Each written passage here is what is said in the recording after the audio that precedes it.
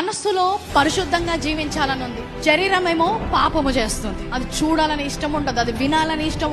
నీ సొంత శక్తిలో ప్రయత్నిస్తుంటావు, కానీ ఏదైతే చేయొద్దు అనుకుంటావో అదే చేస్తుంటావు. గొలియాతు దావీదు పక్క నిల్చుంటే దావీదు యొక్క ఎత్తులో గాని, బరువులో గాని, యుద్ధ సామర్థ్యంలో గాని గొలియాతుని జయించలేడు. ఆయన సొంత శక్తిలో గొలియాతుని జయించలేడు. గొలియాతుని అక్కడి నుంచి తీసేయలేదు, కానీ గొలియాతుని జయించే శక్తి దావీదుకి ఇచ్చాడు.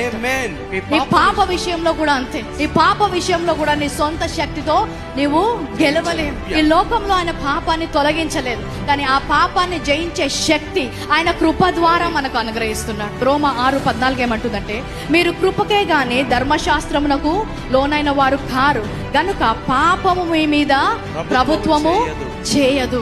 ఎంతో మంది నీతిగా జీవించడానికి ప్రయత్నించి ఓడిపోయారు. పాపం మీద అధికారము మనకిచ్చాడంట. అది కృప ద్వారానే సాధ్యం, ధర్మశాస్త్రం ద్వారా సాధ్యము కాదు. ఆ పాపము ప్రభుత్వము చేయలేదంట.